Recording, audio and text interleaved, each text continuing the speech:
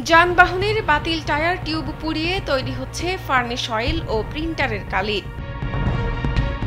প্রতিদিন ৫ ton tyre পুড়িয়ে তৈরি হচ্ছে প্রায় ১২০০ লিটার তেল, ১৫০০ কেজি কালি ও ১০০০ কেজি লোহার কাঁচামাল।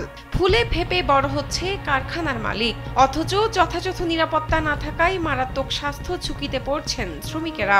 নিঃশ্বাস ফেলে নাকের মধ্যে নিঃশ্বাস যায়, গরম, অসুখ বিসুখ বেশি হইতেছে। বর্জ্য ব্যবস্থাপনার অভাবে ক্ষতিগ্রস্ত হচ্ছে পরিবেশ। আবার বসত হয় না, গাছে ফল ফলান্তি ধরে না, মাছ খালে মাছ থাকে তাও থাকে না। আবার আমাদের বাড়িতে শুয়ে থাকি, এর গন্ধে আমাদের নাড়ি ভুড়ি পর্যন্ত লড়ে। টায়ার পোড়ানোর এই কারখানা বানানোর পরে এলাকায় কমে গেছে ফসল উৎপাদন, গাছে ফল ধরা যেমন কমে গেছে, ফলের ভিতরে দেখা যাচ্ছে পোকা। পুকুর বা খালে মাছের দেখা নেই বলেও অভিযোগ করেন এলাকাবাসী। ফল ঝরিয়া যায়, পুকুরে মাছ চাষ, মাছ মরে যায়, খেত খোলাতে আবাদ নষ্ট হয়ে যায়। এলাকাবাসী অভিযোগ করে বলেন, টায়ার পোড়ানো এই কারখানাটি অবৈধ। তবে ম্যানেজারের দাবি তাদের সব ধরনের বৈধ অনুমতি রয়েছে।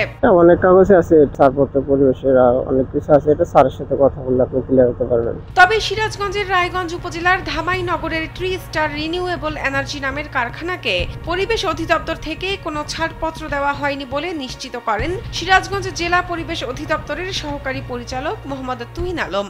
উপজেলায় সংশ্লিষ্ট যে ঠিকানা, সেই ঠিকানায় আমাদের অফিস ব্যবস্থাপনা নথিপত্রটায় দেখা যায় এই ধরনের কোনো প্রতিষ্ঠানের ছাড়পত্র নেই। যেহেতু আমরা এখন অবগত হইলাম এই বিষয়ে, পরিবেশগত ছাড়পত্র ছাড়া যদি প্রতিষ্ঠান রান করে আমরা যথাযথ আইনগত নেওয়ার ব্যবস্থা করব। এ ব্যাপারে লিখিত অভিযোগ পেলে ব্যবস্থা নেওয়ার আশ্বাস দেন রায়গঞ্জ উপজেলা নির্বাহী কর্মকর্তা মোহাম্মদ হুমায়ুন কবির। যে অভিযোগটি পাওয়া গেছে এই বিষয়ে যদি আমরা লিখিত কোনো অভিযোগ পাই তাহলে আমরা এটা তদন্ত করে যথাযথ কর্তৃপক্ষের মাধ্যমে পরিবেশ রক্ষার্থে আমাদের যা যা করণীয় আমরা এই বিষয়ে সচেষ্ট আছি এবং আমরা এই বিষয়ে ব্যবস্থা গ্রহণ করব। পরিবেশের গলার কাটা অবৈধ কারখানাটি দ্রুত সরিয়ে নেওয়ার দাবি গ্রামবাসীর। শাহনাজ পারভিন, কালবেলা।